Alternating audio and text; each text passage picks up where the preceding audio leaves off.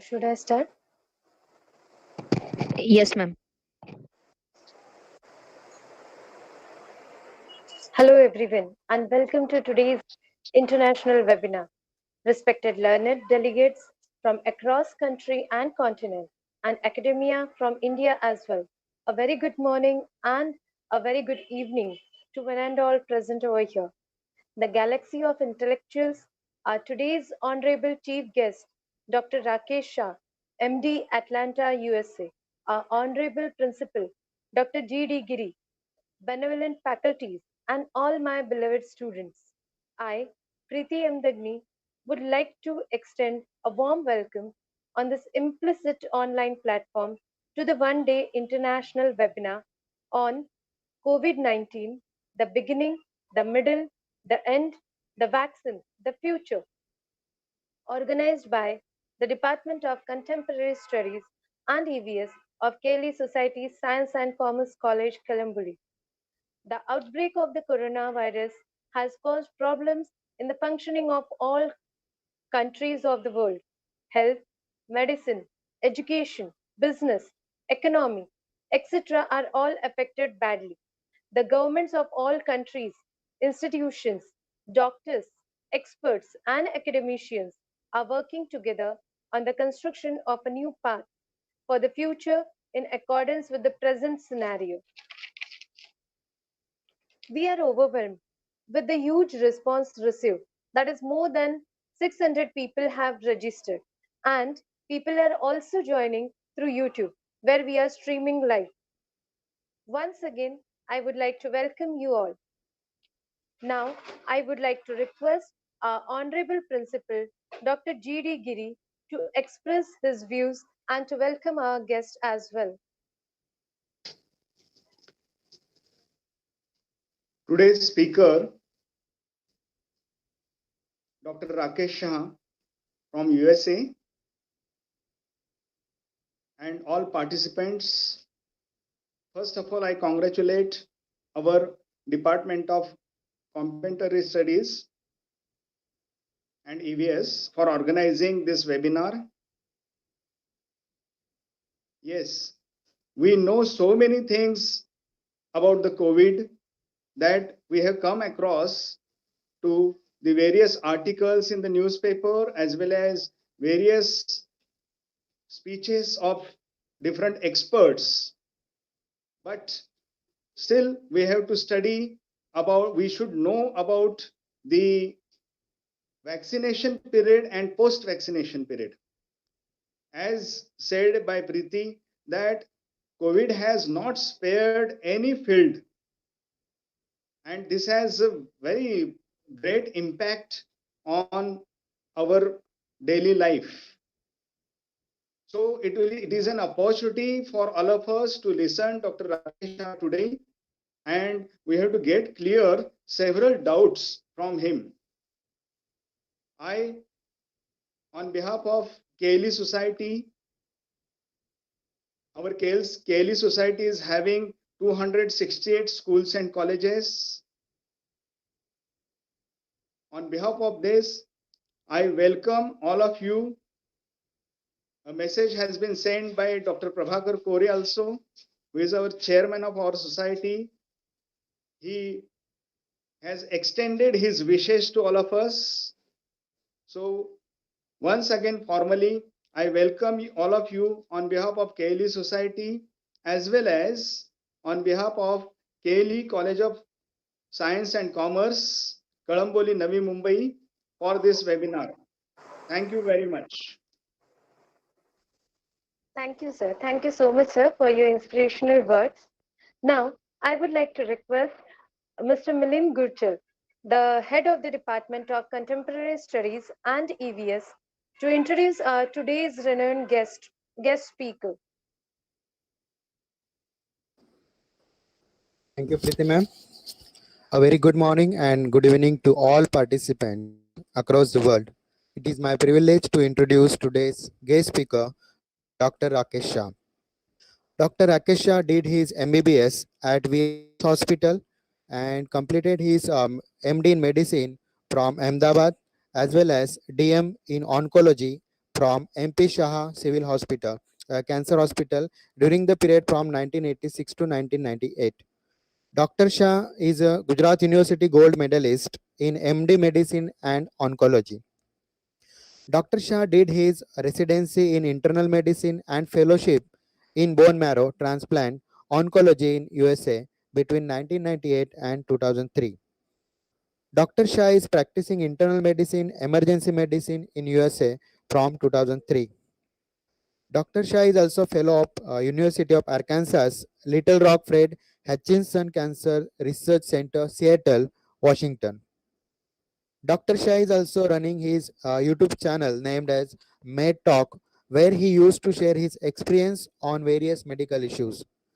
Dr. Rakesh Shah is also resource person for various webinars, workshops on different themes. Once again, I welcome Dr. Rakesh Shah for this international level webinar organized by Department of FC Contemporary Issues and EVS. Once again, I welcome you, Doctor, and please enlighten the gathering about the COVID-19 and all its aspects. Thank you. Over to you, Dr. Rakesh Shah. Thank you, Milind ji. That was an awesome introduction by you, and it's just a great coincidence that we connected through YouTube channel, and now right now we are talking. I would like to start with Dr. Giri for a nice, warm welcome that he gave to me and every one of us. Thank you so much. And also wanted to convey my thanks to Dr. Prabhakar Kore, the chairman of Karnataka Lingayat Education Society. And it's an honor to be speaking here in front of all these learned faculties. Obviously Dr. Giri, then Milinji, and then Dr. Geeta, Dr. Jyoti, then Assistant Professor Preeti, and Assistant Professor Neha, and Prashant Taide. So thank you so much, every one of you, for organizing this, because for me, I'm just showing up. You guys did the hard work. So thank you for your hard work, and all the students and everyone else who are watching this on the YouTube channel. We welcome you, and any question that you have, you can write in the chat box. But chances are that by the time I'm done, almost all of your questions will be answered. So let's start. I'm going to make you time travel end of the 2021, and then we're going to walk back and see how things are going to unfold. So let's assume that this is a February 2022, that is a year from now. What is our hope and desire? Our hope and desire is that by that time the COVID is gone, the mask is gone. The mask is going to stay at least for a year. I can tell you that. I just came back from US Virgin Island, and we had to carry this. We had to also have a negative COVID test, and I have an antibody titer that is positive, and I already got 2 vaccines. So I had all the record that I had to carry with me traveling in the plane. So that is going to be the reality of 2021. So sooner we accept that, sooner we will be at ease with ourselves. So, but we want that a day will come when we won't have to carry the mask around, when we won't have to worry about COVID anymore. Everybody is vaccinated, and we are in the happy world, and that's going to happen. It will happen, but until then, what is going to happen in 2021? So I'm going to give you that picture. What's going to happen is, like, US still has a tremendous amount of the COVID infection, and a big amount of people are dying every single day. 3,000-4,000 people almost every day. But I think in next 3 to 4 months it's going to start going down. Globally, what's going to happen is that you will still see the COVID cases here and there. Even though it is going to start cooling down, you will still see the COVID cases. Then the whole year will go on with the vaccination. According to the priority, you're going to keep getting the vaccine. So by the time everybody is vaccinated, it's going to be probably end of the year. So that's the second thing. So COVID will continue, but the intensity and the death toll will continue to go down. That's my hope. Whatever I'm saying is based on my current knowledge and understanding now, because this is a new disease. Nobody knows for sure what's going to happen tomorrow or a month from now or a year from now. So whatever we are saying is based on the knowledge so far and our kind of professional expertise or a gut feeling, if you want to call it gut feeling. uh, so the whole year will go on with the vaccination. And then you will also see the discussion about the side effect of the vaccination, because the trials of the vaccines have only had a short period of the time to kind of come to some conclusion. So what happens 2 years from the vaccination, nobody knows yet. So by the time the year ends, we will have enough data to say, you know what, 1 year from the vaccination, this might happen. So you will see few cases here and there about the vaccination side effect. Don't get scared by that. I'm going to tell you the exact science of the vaccination. I won't bore you with the technical jargons of the medical world, so I'll try to make it as simple as I can. I know you're all doctor level educated people, but I don't want to confuse you with a lot of medical terminology. So I'll keep it like as if I'm talking to just a total non-medical layman person. And then the other thing that will happen in 2021 is we call it the long haulers.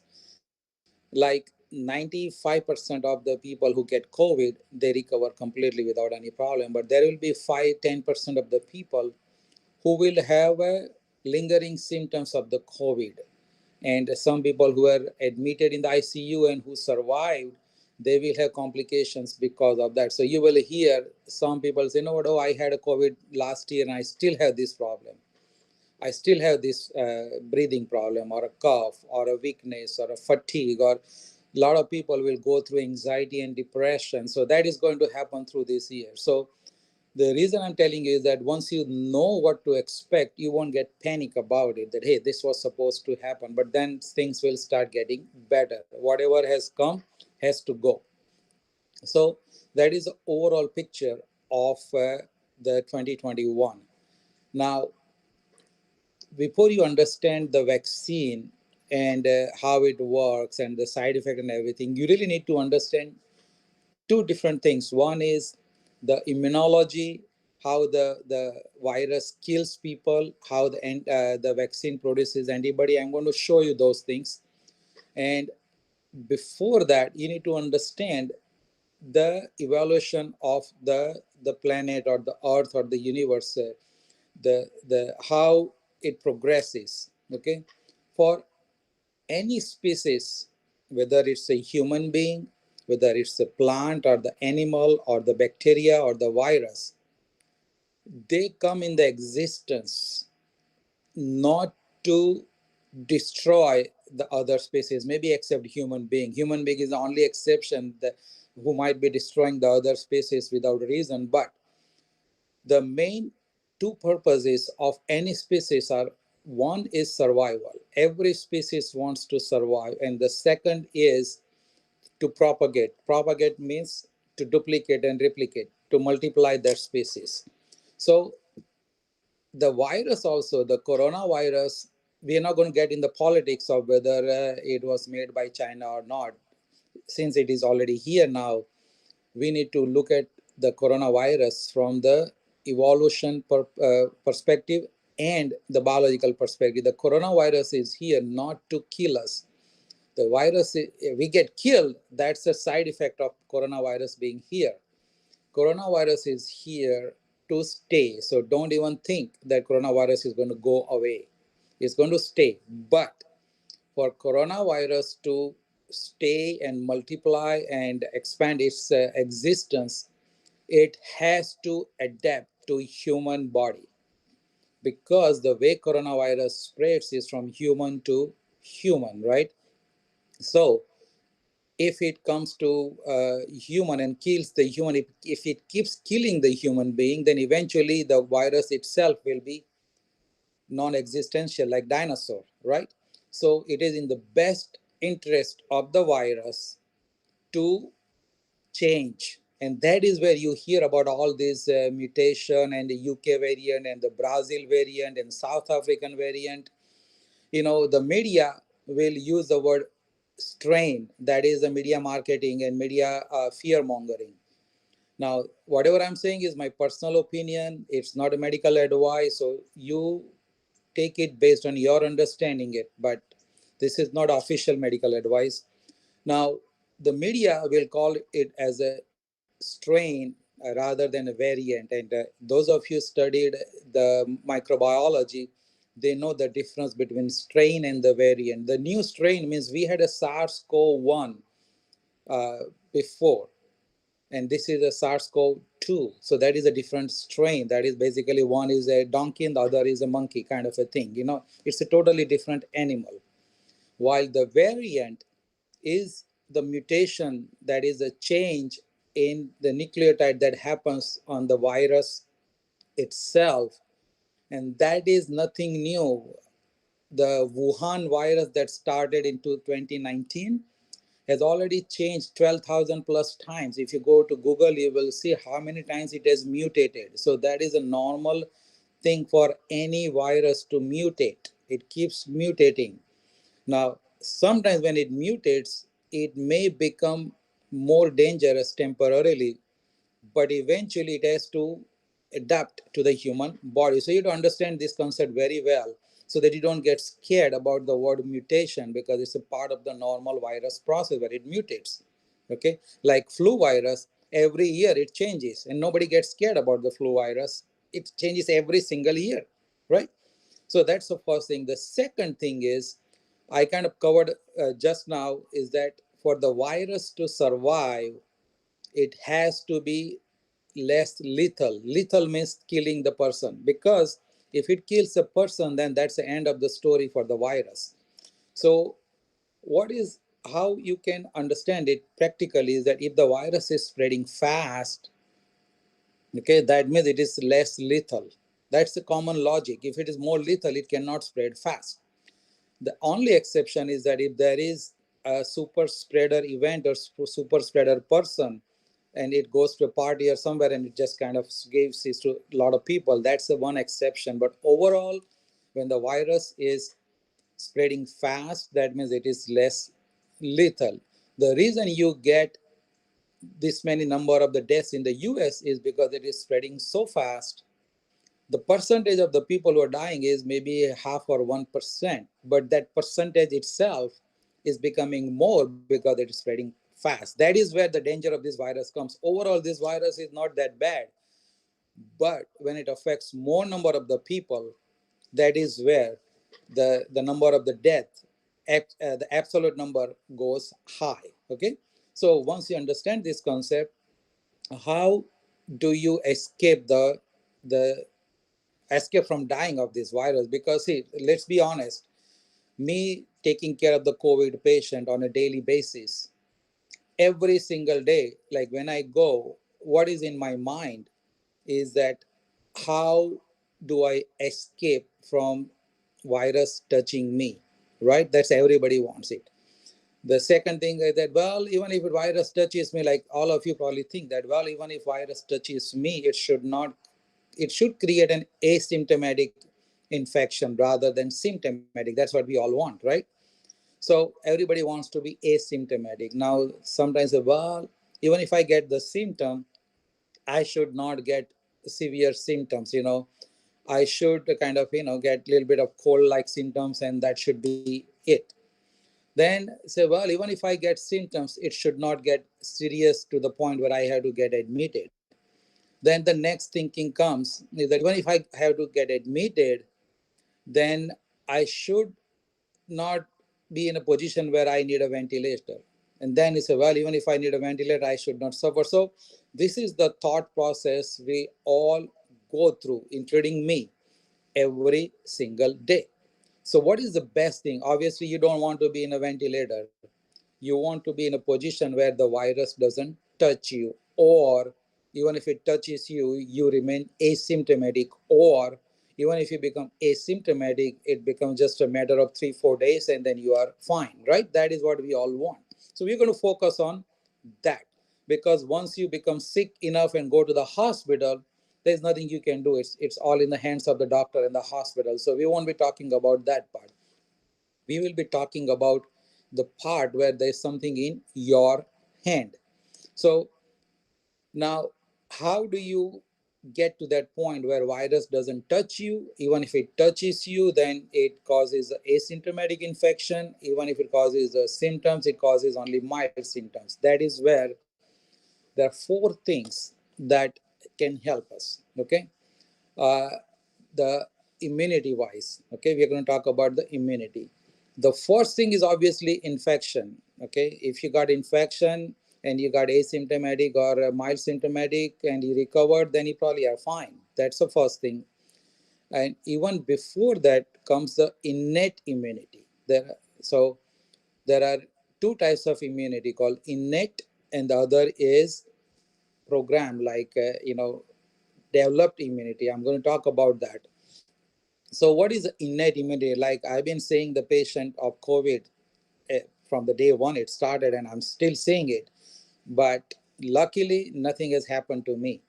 Okay, I used to check my antibody test every few weeks, and it was negative throughout. So I feel lucky and blessed from that perspective. But at the same time, I feel that my own innate immunity arm is so strong that not only corona, but nothing touches me right now. I'm not boasting or bragging about it, but that is a good thing that you can develop your innate immunity arm. And I'm going to talk about it, how to develop that.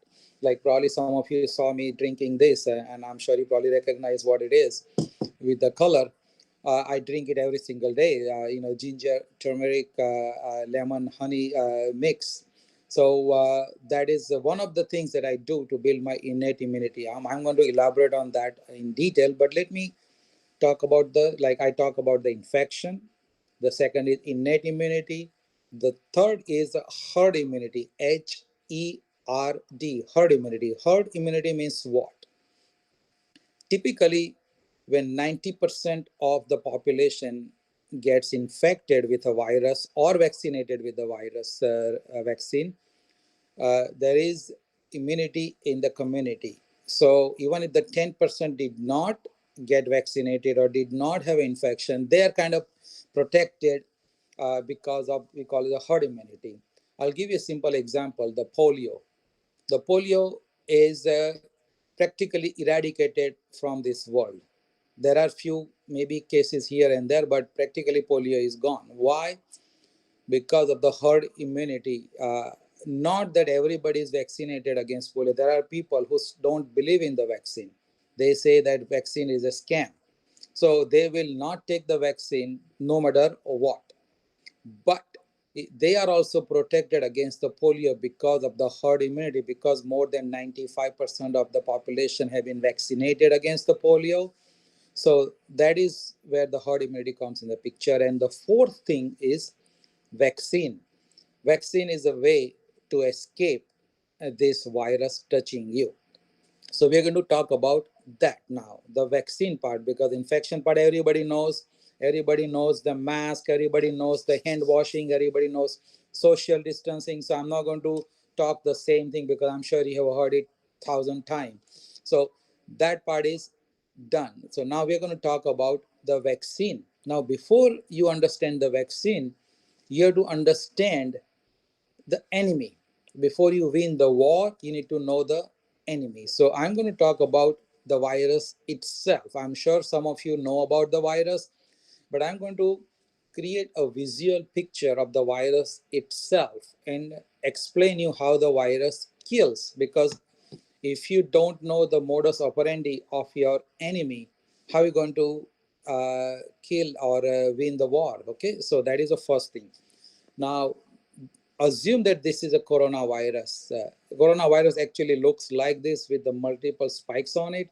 This is actually the container to keep the onions in my home. Okay, so I'm just trying to be as practical as I can. So let's see if I can close it. But anyway, okay, yeah.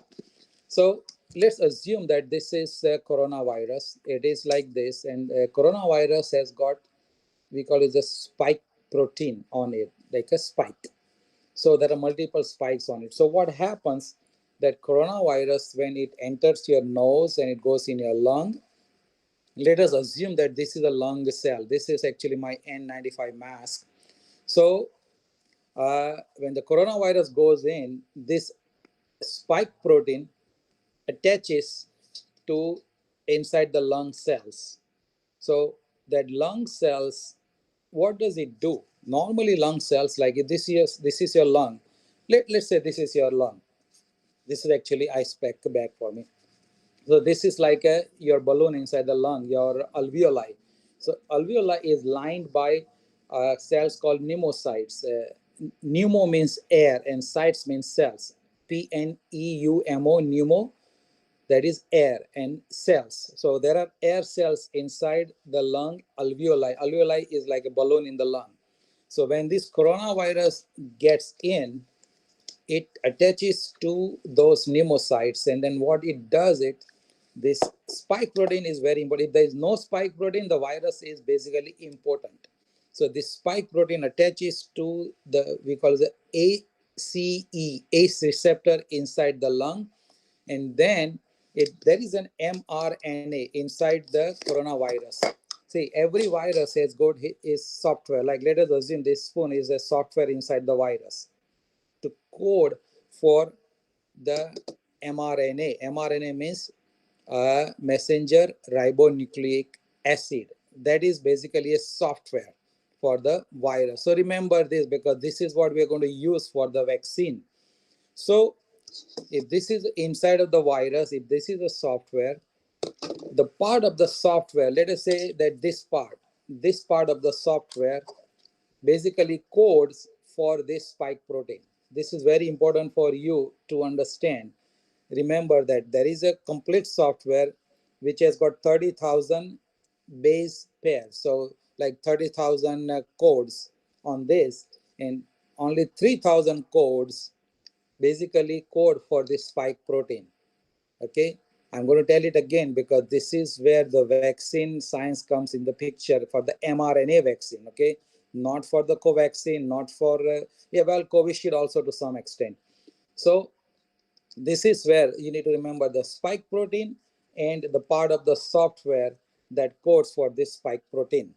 Now when the virus comes in your body, this mRNA gets released into the cell, then it takes over the whole cellular machinery to basically make the more virus particle. Okay, so that is, and then when the more virus particles are formed, it creates what is called cytokine storm, where the body tries to protect that part, and all the chemicals comes in the picture and basically creates the pneumonia and destroys the lung, and then it spreads all over the body. So that is in nutshell how the virus kills.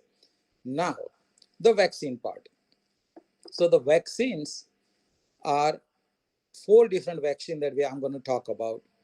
Out of four, two are from the same mechanism of action, which is Pfizer and Moderna vaccine, which is available in the US. I know it's not available in India, but it will be good to know a little bit about the mRNA vaccine, because I'm going to explain how the vaccine works based on that. And then there is a covishield, that is a Astrazeneca vaccine. It is also an mRNA vaccine, but there is a slight difference that I'm going to show. And then there is a Covaxine, which is a Bharat Pharma is still doing the trial. So that Covaxine is inactivated virus. Now, I told you how the virus kills, but the virus doesn't kill everybody. As a matter of fact, virus doesn't kill 98% of the people. What does that mean? That those 98% of the people are able to kill the virus. So this is the battle between the body and the bug. So whosoever is strong is going to win. Now let's, before understanding the vaccine, let's understand how the immunity works. So if you remember, I told you the word innate immunity. Innate means INNATE.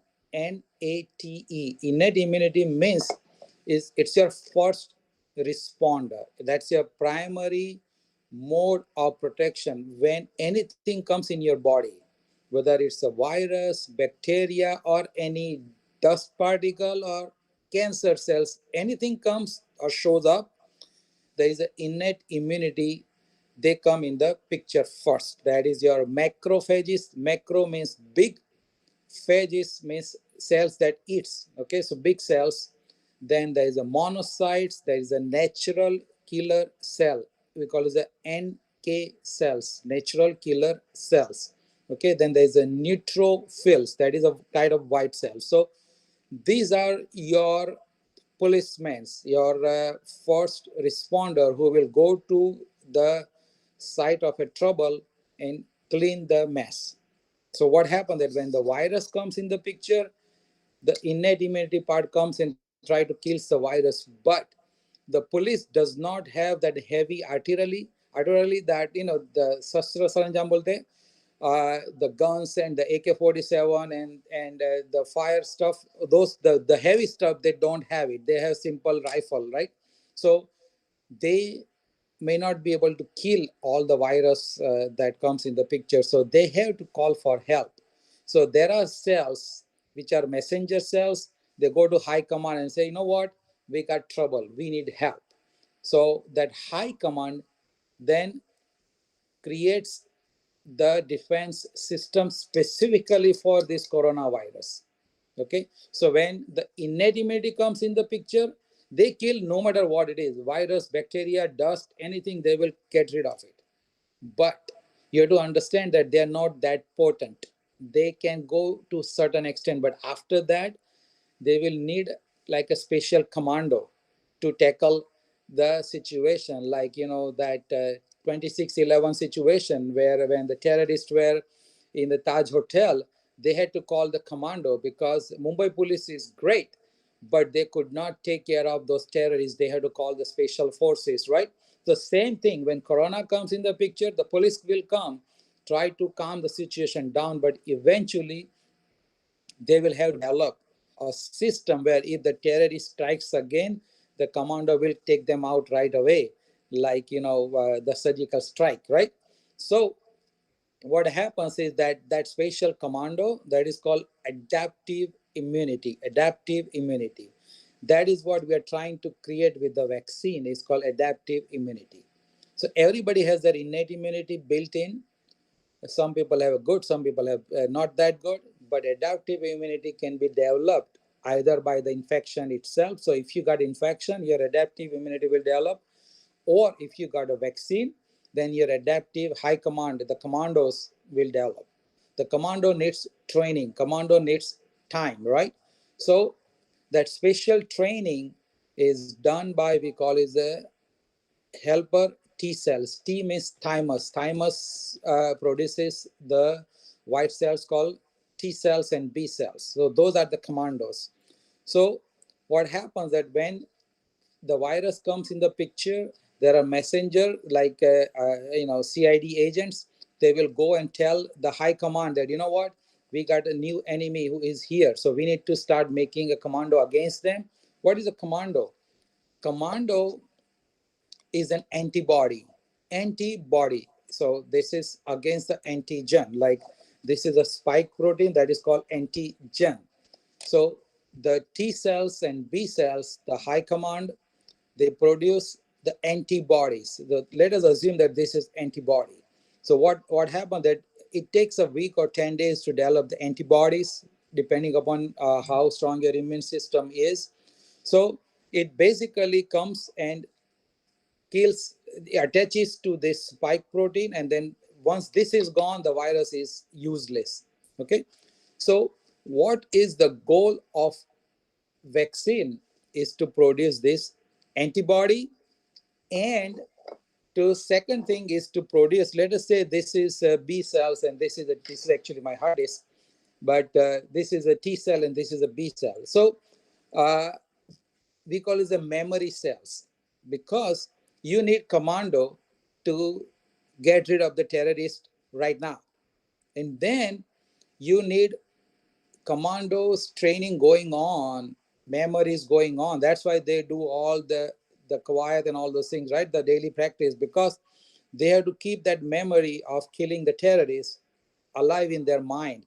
So the body creates these memory cells in the body, B cells and T cells. So what is their function is next time when the virus comes in the picture, they will go and kill the virus. So to summarize again, the purpose of the vaccine is what? To create antibody right now. Like I finished my 2 doses of vaccine and I already have antibody. So that's why I travel, because I know that I already got the antibody, so I am protected now. So that is the first job of the vaccine, is to create the antibody. And the second job is that in the same process is to create the memory cells. So sometimes you might have heard that you have to take the booster dose of the vaccine. Why? Because there's antibody level that is produced. If there is no virus left in the body, then the antibody will go down. But the memory cell will be still there. So they can produce whenever you need antibody. So that's why you need a booster dose to wake up the memory cells.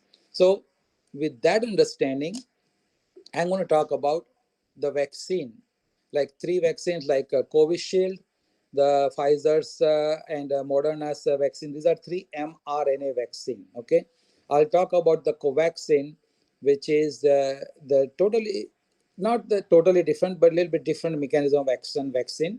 In just after that, so what is mRNA vaccine? Like if you remember this spoon, what is this spoon? This spoon is a software inside the virus that produces another virus. Okay, so what we are interested is only this part.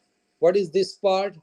This is the part of the software that codes for this spike protein. Why?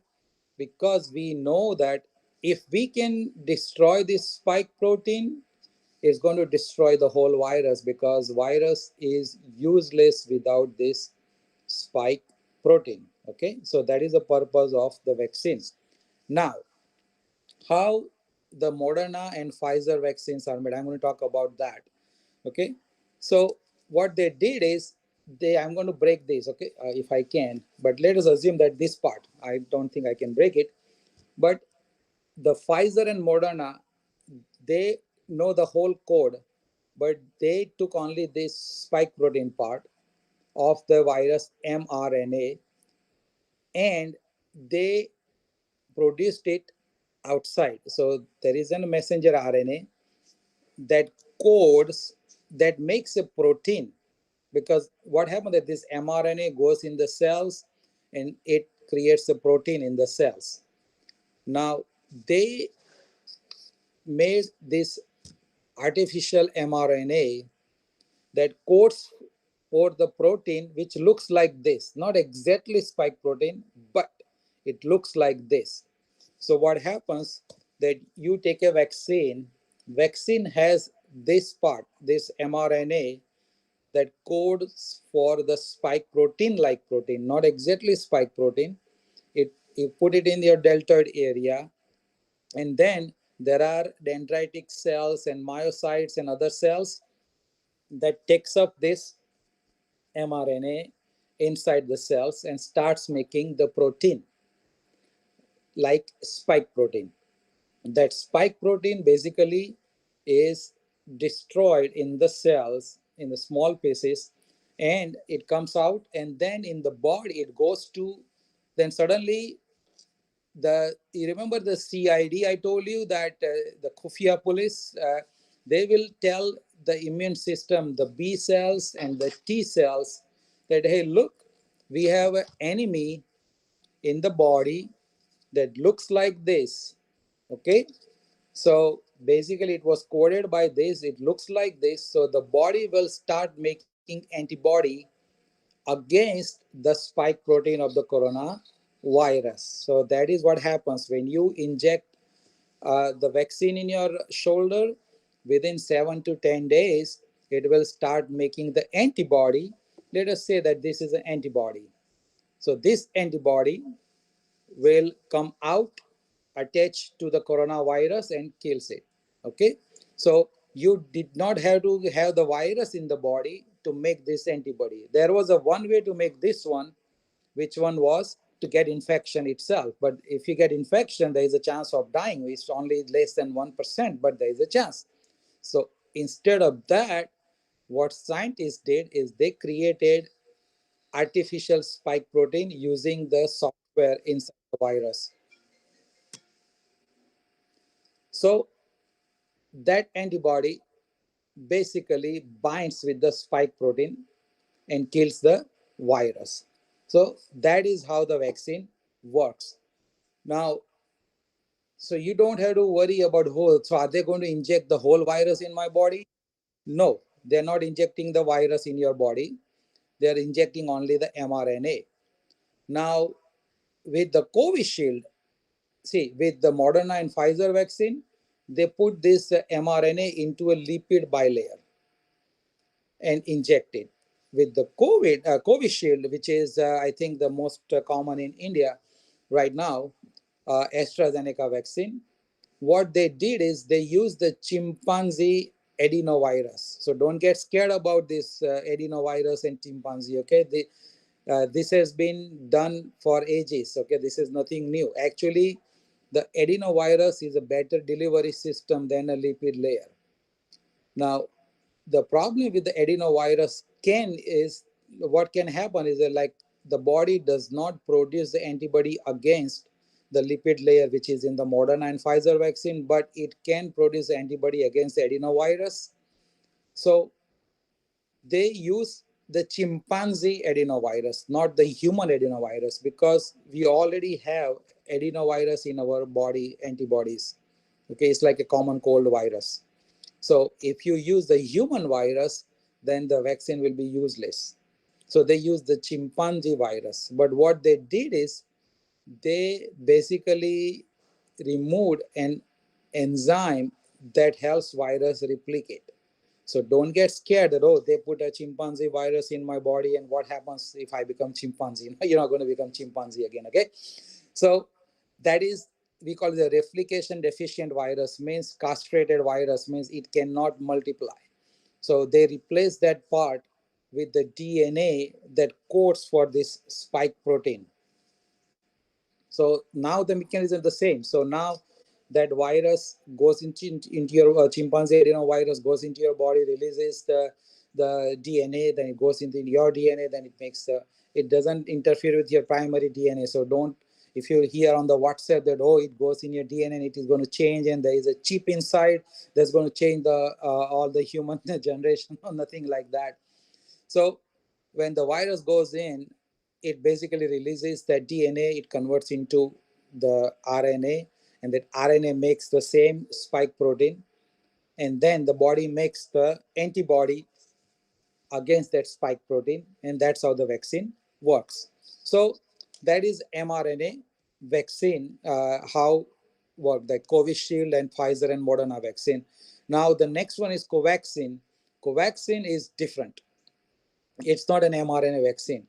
What they do is they basically, if you remember this software, they basically destroy this part. Okay, so the virus cannot multiply. So that is becomes inactivated. It is not a dead virus. It is an inactivated virus. So they took care of that part. But what happened that then they took this rest of the virus and basically kind of crushed it, and they inject the whole thing into your body, the Covaxine part, the Bharat Pharma vaccine. So what happens is that the body makes the antibody against the whole virus. Okay, so not just the spike protein, but against the whole virus. That vaccine is in the phase 3 trial. Phase 3 means they're doing the human trial, so its efficacy is still not proved, but based on the previous science, we all think that it should work fine. Okay, so that was about the Covaxin, the Bharat Pharma's vaccine, which is going to be, it is approved with the restriction in the trial mode. Okay, while all three other vaccines have already had a trial. Now the Pfizer and Moderna, they say that vaccine is 95% effective. The Astrazeneca vaccine, in one trial, they said that it is 62% effective. The other trial said 90%. But 60 plus effectiveness is pretty good. So you should be okay with that. Now, there was, I think, WhatsApp message going around that AstraZeneca vaccine had a fetal tissue in it, like small kids' tissue was used in that. So I'm going to clarify that part. So this is a human vaccine, means this vaccine is supposed to work in human. So they have to test the vaccine itself in the human cells. Okay, before testing in the human body, they had to test in the human cells. So where do they bring that cells? That is where this fetal tissue controversy came in the picture. To test the vaccine, they have to use the human cell lines called HEK, human embryo kidney. And there was another cell line called PERK. So these two cell lines, they are running since 1972 and 1985. So the whole world is using this cell line to test the vaccines. Any vaccine that is used in the human has gone through this trial in this cell line. So what happened that in 1972 there was a planned abortion of a fetus whose kidney cells were harvested, and then they used the science to multiply those cells, and the whole world is using only these two cell lines. So any vaccine you got so far has some trial done in those cell lines. So you already done this before. So this is nothing new you're doing. But if you're religious, your personal belief is such that you would not want to take anything that has used any human tissue, well, then it's your choice. But you already been doing it. As a matter of fact, you should be thankful to that soul whose kidney cells we are using. Like, you die and you want to donate your eyes, you want to donate your heart, you want to donate your lung. So that soul has donated their kidney, and it was not, they didn't kill the person. It was a planned abortion which was already done, and they used the cells from that kidney. So I hope that clarifies the concern about that. I already clarified the concern about Bill Gates or somebody putting a chips inside the vaccine and then it's going to change everything. Well, this is my personal opinion, and everybody has their own opinion. There are a lot of people who strongly believe that this vaccine is a conspiracy. Well, I don't know the big picture, how people are going to make money. I'm sure people are going to make money out of it, but as of now, there is a science in it, and I recommend that people should take it because that is one way to escape this corona virus.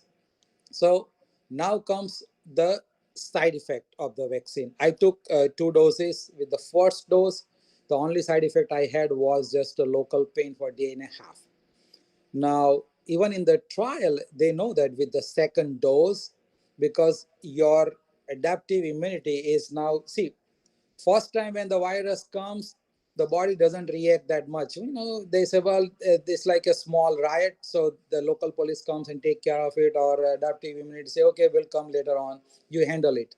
So with the first dose of vaccine, you don't get that much reaction. But some people with the second dose, because now your high command, the commandos, they will be awake and say, you know what, this guy has come again. Because when you take the vaccine, it's a mRNA for the spike protein. So your body will say, you know what, this guy is coming again and again and again. So now it's a time to do surgical strike. So they go all out and produce the antibodies and T cells and B cells. So when that immunity production starts going high and high, the body is going to react. So you will feel that because B cells are made in the bone marrow and the T cells are made in the thymus gland, right? So you will have a bone pains because your bone marrow is working extra to produce. It's like increased production. So you will have a bone pains. Then when all these productions are going on, you're going to, when the factory is running at the full speed, you will see some junk, right? The dirty part of the production you will see in the canal. So that dirty part is the cytokines. So the body will have a lot of extra cytokines. Cyto means cell, kinds mean the chemicals. So all the cells chemicals will be in the body. So you will have chills in the body aches and the fatigue and the muscle aches. So but that lasts only for 24 hours. Mine lasted for 24 hours. So it's worth the price to pay. So as a matter of fact, if you get that, you should feel happy that your body is trying to produce the antibodies against the virus protein. So that's a like a short-term side effect, which is fever, muscle ache, body ache, bone pains, not feeling well for a day, you know. So it's not a big deal, and local pain just for one day. That's not a big deal. Now for the long term, nobody knows. So if somebody tells you either way that, you know what, if you take the vaccine, you will get this and you will get that. Some people were saying, oh, well, if you get a vaccine, you will not become mother again. Like a lot of ladies were concerned about that. Well, that's actually not right, because in the Pfizer trial, equal number of the people got pregnant while they were under the research. So that means that the vaccine did not have any effect on the fertility. And if you think logically, the fertility cells are different than the vaccine. So even if it reaches to your uterus, it's not going to affect, because every 1 month you get the menstrual cycle and the uterus lining is going to shed off. So it doesn't make logical sense that it will create infertility, but nobody knows for sure. But looking at the science, how the vaccine is made, it should not cause long-term problem, because it's just an mRNA. It's just a part of the software that is being used. So that is a blessing in the disguise of this coronavirus, is that now we have this mRNA technique that was not that popular before. So now we know that this thing works.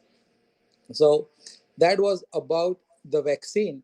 Now I'm going to talk a little bit spiritual and the metaphysical aspect of the building the innate immunity, how I protected myself. Obviously, as soon as the vaccine came, I was the first in the line. So the science and the spirituality doesn't have to be mutually exclusive. Like, you cannot just say, oh, I'm going to be only the science part and I'm not going to worry, I'm not going to believe in the spiritual part. Or there are some people who will say, I will only do this mantra jap and I don't believe in the vaccine. No, you can have both together as a complete healing, rather than just getting stuck on only one thing. So as a physician, since I come across COVID patient every single day, and even today, what I do is I took care of myself with the vaccine, and I use the protection, obviously the mask and the PPE and all those things, to when I see the patient. So I'm not running away from the science. I strongly practice the science. And so, like, we just came from the out of country, so we had a mask wherever we went. So you still continue to do those things: social distancing, hand washing, and mask, and all those things. Along with that, whenever you get a chance to get the vaccine, take the vaccine. Obviously, you're going to make your own decision whether to take it or not. This is my personal opinion, okay? And then you continue doing the non-medical stuff. If you understand logically, what are the non-medical stuff? Well, the virus goes through the nose and in the lungs, right? So you keep your nose clean. If you have sinus problem, you rinse the sinuses and clean the nose. You gargle, salt water gargle. You do the steam inhalation. Then, you if you have a balloon, you do this. You blow the balloon, so that keeps your lungs strong. Okay. Or you can have a straw and blow in the water to keep your lungs strong, especially if you have any lung problem. Then, as I said earlier, I drink this ginger, lemon, turmeric, honey drink every single day. I don't drink tea, so I drink that. That's my tea, if you want to call it. And then, so those are the physical things you do. Obviously, good sleep, because your immune system recovers during the night. You need that peaceful resting sleep for 8 hours a day to have your immune system recover, because all your innate immunity, because the whole day they keep working, so the police needs a rest, and that rest comes in the night. So you need to give a rest to your innate immune system. the natural killer cells, the macrophages in the night, then obviously you need a positive thought process and helping other, because this is what I think is that the infection happens to the self, right? So when I go and see the patient, I become selfless. I get self out of myself. So if there is no self, corona is going to stick to what? Nothing, because there is no self. That is where our spiritual understanding of the saksi bhav comes in the picture, where you become the witness to the whole thing. You get out, you get yourself out of the whole picture, and that is where the corona doesn't stick to you. So when you're focused on other people, the virus doesn't come to you. So that is my personal thing. And then you can see that on the side, I have this keyboard. I'm not a musician, I'm not a music teacher, I'm not a professional musician, but music is an important part of my life, because the music gets you into the harmony. And when you are in the harmony with the universe means one verse, uni means one, verse means verse. That is where, see, so this is DISEASE. This is when you are not at ease, that is when the disease happens. So my goal every day is to be at ease. Now, how do you get at ease? Obviously, you have your body, mind, and soul in the harmony with each other. So what you say is what you do, is what you feel. And then you get in the harmony with the universe using the different tools. What are the tools I use? I use this music as a tool. Then I use a mantra meditation. Whatever mantra you like, use that to get yourself in the harmony. Then I use the massage. So these are the four M's I call: music, mantra, massage, and meditation. Then massage means I massage my own body. Like I took a shower this morning and I have oil in my bathroom, so I oil massage myself. You don't have to ask your spouse or anybody to massage you. You massage yourself, because that is how you're going to know your body. Unless you know your body, you cannot heal your body. So that massage, I oil massage. Then I have a massage chair at my home, so I do that massage, because that massage will keep your lymphatic system free and flowing.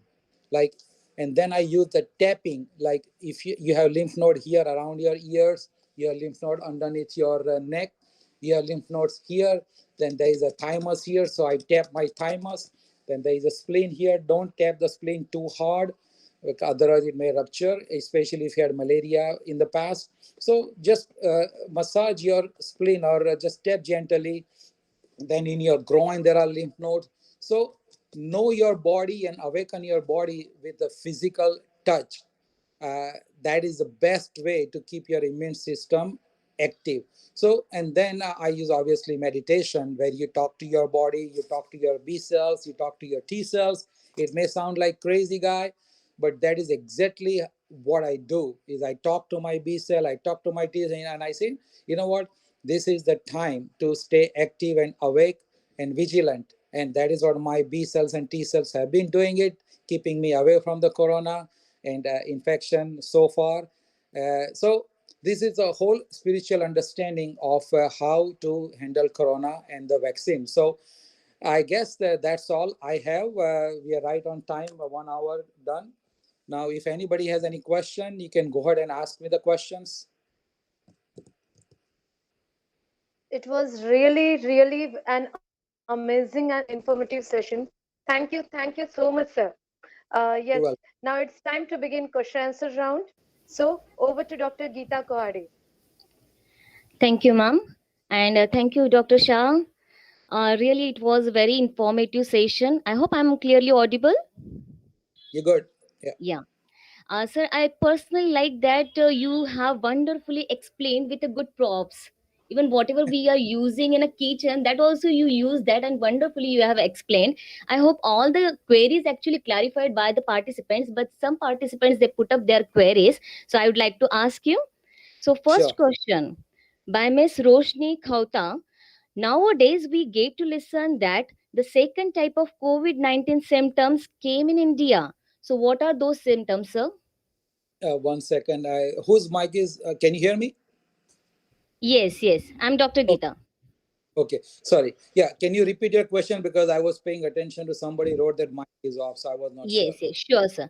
By Yeah. Miss Rohini, by Miss Yes. Roshni, she asked that there are second coronavirus comes in India, so there are some symptoms of that COVID-19. So what are those symptoms? Can you throw light on that? Well, as I said earlier, is that there is a difference between new coronavirus and the variant. Yes, So what has come is called variant. So variant means, like, for example, let me see. If this was a spike protein, let me see. Yeah, if this was a spike protein, what has happened in the UK variant is there are some changes to the spike protein software.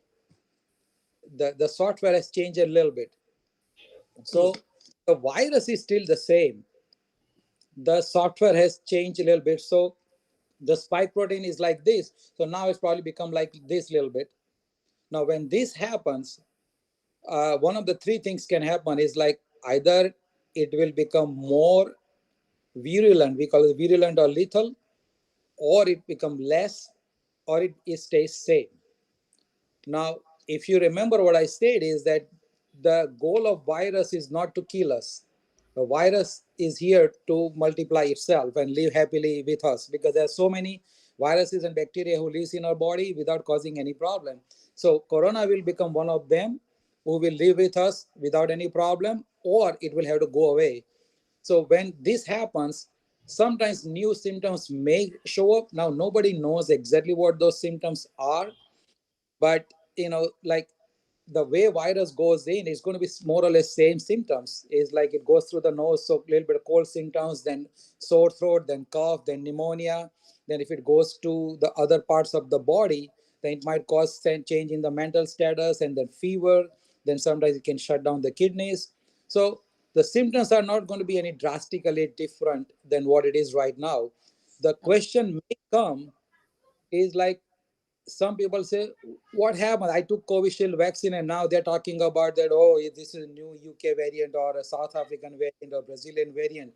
What happens if that variant comes in Mumbai? That will the vaccine work, right? Or then I have to wait for the next vaccine to come in. Well, this is what happens. Like, when we make this variant happens only on the small part of the spike protein. So this antibody doesn't just attack only this small part. Antibody does this.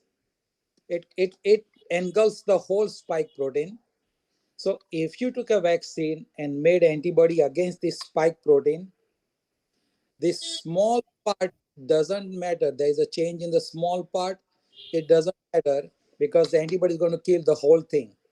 So if you have a concern about whether the vaccine will still work, the chances are it will still work, because the antibody, it doesn't just target that small part which is changed. Okay.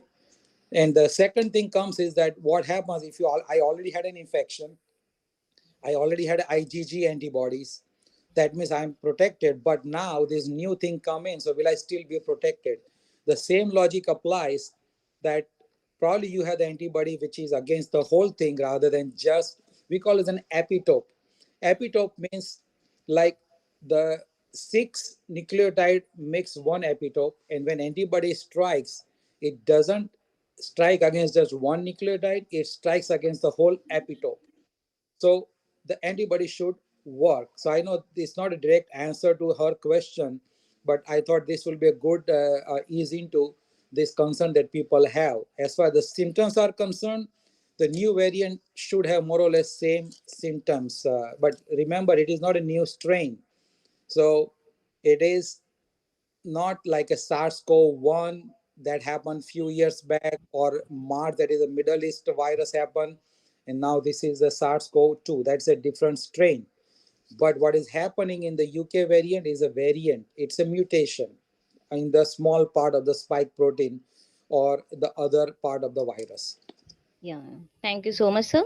Our next question from Ankush Chauhan. Sir, vaccine has any side effect or any allergic reaction? Vaccine, as I said earlier, that if you are actually allergic to the component in the vaccine. Most of these three vaccine has no preservative or no solvent. But if you are actually allergic to it, yes, it can happen. And there are one or two case reports where we don't know for sure whether it was an allergic reaction to the vaccine itself, or there was something else that the person died. But there were, I think, death in Florida, and there was one death in France, which people talked about that it was because of the vaccine. So yes, theoretically it can happen, because what is an allergic reaction? Like, when something goes inside our body, the body tries to get rid of it through the innate immunity. Yes. But if the body has encountered the same thing before, your commando will come in the picture. That commando will start shooting that enemy right away. That is called allergic reaction. Okay, so it can theoretically happen, but in reality it's very, very, very, very, very, very rare. But ideally, when they give the vaccine here, they want you to wait for 15 to 30 minutes right at the place where you got the vaccine. So if something happens, they can take immediate action. But I have not seen anybody getting any reaction. There was a Okay. one nurse who got the vaccine, and in 15 minutes she kind of felt funny. So we kept her in the ER for 1 hour, and she was fine. We didn't have to do anything to her. So chances are never a zero, but it's next to zero. Yes, yes. Thank you so much for clarifying some myths also. Our next question from one of our participant: how to improve innate immunity? Right. So as I said, that to improve the immunity, there is a diet, sleep, exercise, and other things. So obviously diet, luckily we're all vegetarian, most of us are, so that uh, sometimes helps. I'm not sure 100%. But then the sleep part, that you should get enough sleep. Then the exercise, because that helps improve. Do not do the strenuous exercise to build. If you're becoming a macho man, that is where your steroid hormone gets secreted. So too much of exercise can actually negatively impact the immunity. So the jogging and the walking and the gentle exercise, that will stimulate your innate immunity. And then, as I said, that we all know the benefits of the turmeric, ginger, lemon, honey. Those things uh, can help the innate immunity. Then the positive mindset, the happy hormone we call, is like serotonin, oxytocin. Those are the happy hormone that helps improve the innate immunity. And then, as I said, the music obviously helps, the mantra meditation helps, the massage helps, and those things can help your innate immunity. And then, obviously, during the COVID time, you should take vitamin D, zinc, and vitamin C. Those things will help build your immunity, because the zinc will stop the mRNA replication. Now, remember not to overdo the vitamin D, because vitamin D is a fat soluble vitamin. So, if you take too much of vitamin D, it will stay in your body for a long time, and sometimes it can cause the toxicity. So be careful, especially men. You don't need too much of vitamin D. So vitamin D and zinc. So those are the things that I do to stay healthy, innate immunity wise. Yep. Thank you so much, sir, for valuable suggestions. We'll surely remember this. Another Mhm. question from Mr. Divyansh: is Covishield vaccine is recommended and safe for infant? They are not done any trial in infant, but typically, if you are under 18 years of age, you are at the very, very, very, very, very, very, very low risk of getting the COVID infection. Even if you get it, chances of becoming it serious is very low. So you are at the last priority of the vaccine. If you are under 18, nobody's going to even bother about you. You will be, if the vaccine is left, they will say, okay, now you can take it. Otherwise, you don't need it. That's what people will tell. And all the trials which are done so far are done in 18 and above. So nobody knows what happens in the kid. So for now, they don't recommend right now to take the Covishield for the infant. By definition means less than 1 year. So they Yes. don't recommend yet. 1 year from now, they may come up and say, you know what, yeah, everybody can take it, but we don't know right now. Okay, thank you, sir. Next question. Will COVID-19 vaccine provide long-term protection as per your opinion is concerned? What would like to say? Uh, Same answer, yes and no. Yes and no in the sense that based on the data published by the companies, it's supposed to last 6 to 9 months. Now, since it is too short a time, nobody knows yet because we don't have enough time. But based on the science, even now you can tell that whenever any new enemy comes in the body, what is the body's job? If you paid attention closely, then you can tell me now that the first thing is that the innate immunity comes in the picture and tries to kill the enemy. And out of that innate immunity, there is a one guy who is like a spy who will go to the high command and tell the high command to make the B cells and the T cells, which are memory cells. So the memory stays forever. So that is why once you get the polio vaccine, you don't have to keep getting polio vaccine. BCG vaccine you take only one time. Like there are some vaccines you will have to get the booster dose because sometimes those memory cells, if there is a no work, they will go to sleep and they will start gaining weight and उनकी तौंद बढ़ जाएगी and they will not be in the shape.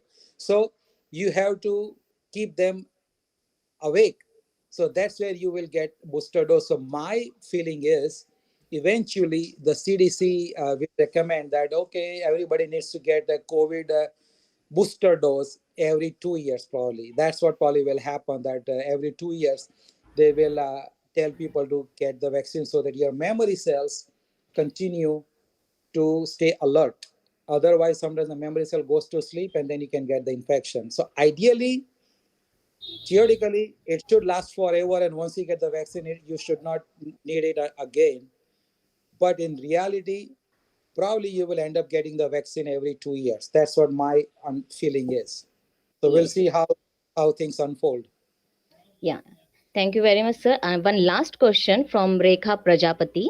Will antibodies develop against the corona after the vaccine is applied? Right. So antibody develops two ways, actually three ways. Not develops, but either you inject yourself with antibody, like you heard about the convalescent serum that they gave to the patient, where if you recovered from the COVID, you can donate your plasma and they can use it to the other people. So it's like a ready-made antibody from a patient. Or you can get antibodies through the artificially made, like, Trump got the antibody Regeneron, President Trump. That is the antibody that he got. So that is you giving antibody from outside. Now, how do you develop yourself? Is either you get the infection or the vaccine. So when you get the vaccine, you develop antibodies, IgG antibodies. When you get the infection, you develop two types of antibody, IgM, M as in Maharashtra, and IgG, G for Goa. So IgM antibody comes first. That shows that you have infection right now. And then eventually you get the IgG antibody. So with the vaccine, you develop IgG antibody. Mine became positive on 23rd day of the first dose. If I would have done earlier, probably it was positive, but I didn't get a chance to get it done. But on day 23, I was positive for IgG antibody. And then I did the antibody test a week after the second dose, like right before I went to out of country, it was positive still. So you will develop the antibody after the vaccine and you can check it. Like before the vaccine, you can go to the lab, check your antibody level, get a vaccine. 3 to 4 weeks from the vaccine, you go and check your antibody, it will be positive. Now, the company says, Pfizer and the Moderna, I don't know about the Astrazeneca, I think they said 7 days. But they say that 7 to 14 days after the second dose, you are considered as protected based on the antibody titer. So ideally, from the first dose, you should at least wait 45 days before you consider yourself protected. So that's in theory, but in reality, I think most people will be protected within 2 to 3 weeks. This question came when somebody asked me the question about how long should they wait before they start drinking alcohol, because there's some people who Okay. can just they can't just stay away from the alcohol, they just want to drink, so they ask me questions, so how long should I wait? Well, here's a scientific answer, is that alcohol, I'm sure some of the people watching this probably had the similar question, so I thought I'll answer anyway. Yes. Yes. So alcohol suppresses your immunity, innate as well as your adaptive immunity. So you should not drink alcohol ever. That's my personal. I don't drink at all. So my personal opinion, don't drink alcohol at all. But if you're one of those people who has to drink for whatever reason, I don't know what reason could be, then see, alcohol stays in your body for at least 4 to 5 days. In the breath, it takes few hours, but if you check in your sweat in the hair follicles, it takes for a long time. So 4 to 5 days is the minimum it stays in your body. So you should stop drinking alcohol at least 5 days before the first dose of vaccine, because it stays in your body for 5 days. And you should not start drinking alcohol at least 15 days after your second dose, because that is when your body is trying to make the antibodies, and you don't want to suppress the antibody response, because when you pour on the what you're trying to create is a memory cell, right? So you know what happens to your memory when you drink the alcohol. I'm just kind of giving a simple example. So when you drink alcohol, your memory goes away. You don't remember where you are and you don't know what to do, right? So if you pour alcohol in your body while your body is trying to make these memory cells, B cells and the T cells, guess what happens? It won't form that much B cells and T cells, and then you don't get that much antibody. So that's what happens with alcohol. So that's all for the alcohol. Yeah. Thank you very much, sir, for wonderful clarifying all the doubts. Our honorable principal, sir, Dr. G.D. Giri, would like to ask something. Sure. Uh, yeah, sir. Dr. Shah, Yes, if sir. one has a COVID infection earlier, Yes. say you can take my example only. I had a COVID infection in August and August. I have come out of that. Is it Okay. necessary to take vaccination? That's a One. very good. Yeah. And Yeah. another thing is that I am Yeah. having allergy of so many things. Even I am lacto intolerance and so many things. So Okay. what about that? So others Okay. also may be having some allergy. Yes. Yeah. I'll ask your first question. Answer your first question is should you take the vaccine or not? The short answer is yes. The medium answer is that you should not be in that much hurry to go and get the vaccine. You can wait 2 3 months, and especially because you have a history of allergy. So in 2 3 months, you will get more reports whether any allergic reaction happens with Covishield or not. So that way, you will have better data to make a decision. The third thing is, let us say you did not have allergy problem. So third thing is that should you take it or not? Because I already told you that once you get the COVID infection, like I would strongly advise to go and get your antibody test. That way you know whether you already have antibody or not. Now, if you don't have antibody in your body now, that means either it didn't come or it came to the level where it was not detectable, or if it came and it went away. So obviously that means you should take the vaccine as soon as possible. But what if you already have antibody, right? That is a question. So yes, you should take the vaccine for a couple of reasons. Is what happens that when the corona infection happens, the B cells and T cells, their police quarter, their commando quarter is in the lymph node. So once they don't have any work, they go and they rest in the lymph node. Lymph nodes are everywhere. There is a place called germinal center where they stay and keep eye on the circulating blood to make sure that there's no enemy inside. So this COVID infection actually destroys some of these germinal centers. So it's like enemy coming and destroying the residential place of the commandos. So when the commandos are sleeping, they are killing the commandos, not in the battlefield, but in the resting place. So not all germinal centers are destroyed, but some of them are not functioning well. So you don't get that much robust immune response with the infection itself. Yes, you do get it because it doesn't destroy all the germinal center.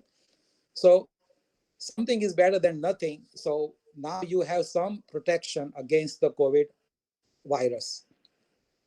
The second thing is when you get the infection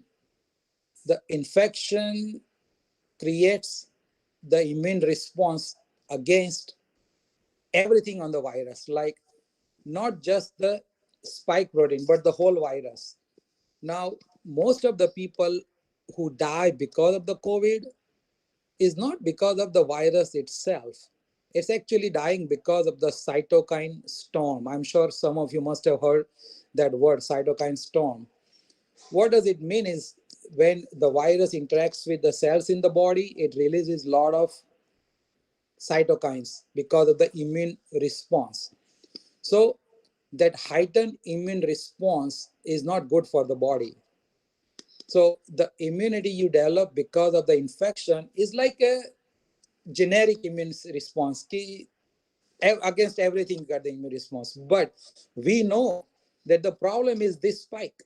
If we take care of this spike, everything doesn't matter.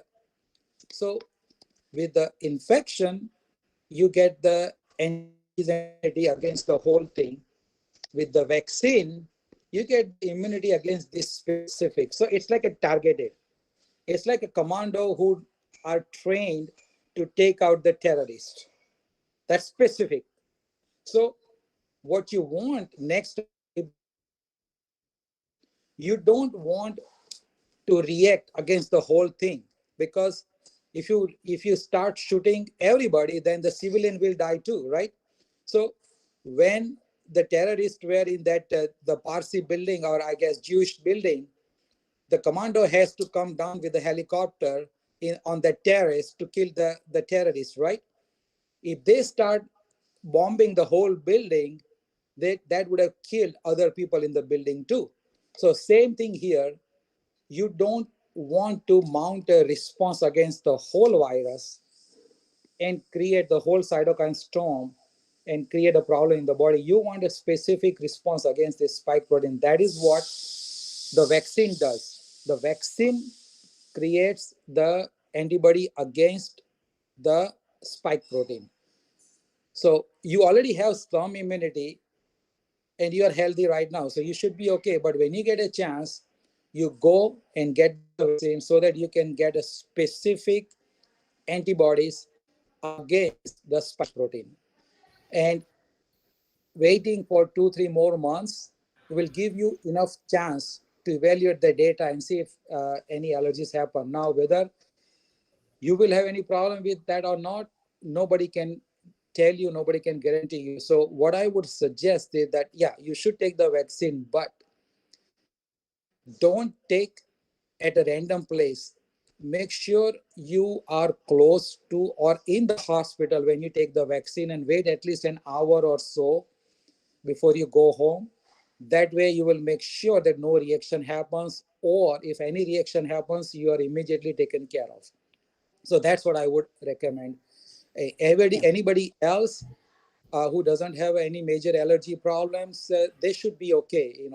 Most of the places here in US, they give the vaccine in a grocery store. Like my mother got the vaccine, she got in a Kroger pharmacy, which is inside a grocery store. So there is no doctor there. There is no emergency facility available. We can call the 911 and get the ambulance right away, but still it takes at least 10 minutes for the ambulance to arrive. So in your case, I would suggest you stay close to the medical place where if something happens, they can take care of you right away. I hope that answered your question. Yeah, doctor. Thank you very much. You're Yeah. welcome. Thank you, sir. Thank you very much, Dr. Shah, for clarifying all the doubts of our participants. Now, for moving ahead, over to Miss Preeti. Thank you, Geeta. Thank you, Geeta ma'am. Uh, yeah, once again, I would like to say, sir, it was really, really very helpful, amazing. and very, very informative session. We had so many doubts and it got cleared. So moving forward, as it is rightly said, that the essence of all beautiful art is in gratitude. And to express it, I would like to invite Dr. Jyoti. Thank you. Thank you, Preeti ma'am. Thank you so much. A very good evening to all. It's my privilege to propose the vote of thanks for our today's one-day international webinar on COVID-19, the beginning, the middle, the end, the vaccine, and the future, organized by the Department of FC and EVS of the KLE Society Science and Commerce College, Kalamboli, Navi Mumbai. I am very grateful towards KLE management for providing the inspiration and the support to arrange such a webinars. I am very thankful to our honorable principal, Dr. G.D. Giri sir, for his continuous guidance and support. I would like to express my sincere thanks to our today's guest speaker and eminent personality, Dr. Rakesh Shah, for educating us regarding COVID-19 virus, its structure and its working. Thank you so much, sir, for enlightening us with important information regarding different types of COVID-19 vaccines. I'm very much thankful to Mr. Milind Gurshal, sir, HOD of FC and EVS Department, for arranging the webinar and providing the support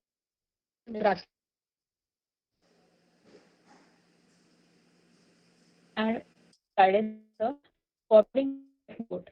And last but not the least, I'm very much thankful to all the participants for their active participation and making this webinar very successful. Thank you so much all once again. With this note, I would like to declare the end of the session. Thank you all. Yeah, thank you everybody for giving this opportunity. And Milind has my contact detail. And Milind, if you want, feel free to share my phone number, email address, and Facebook link to everybody. Means I'm the most approachable person you can ever find. So if anybody has any question, feel free to reach out to me anytime. So I will Sure, leave sir, it. sure. Yeah, I will leave it up to you. If you feel appropriate from my side, you can share all my contact details to anybody or everybody. Yes, sir, sure, sure. I will share. Okay. All Okay, right. once again, thank you very much, sir, for giving All right. your time and enlightening us on the COVID. Thank you, sir. Thank you very much, So sir. hope to see you next time I'm in Mumbai. Yes, sure, sure. We will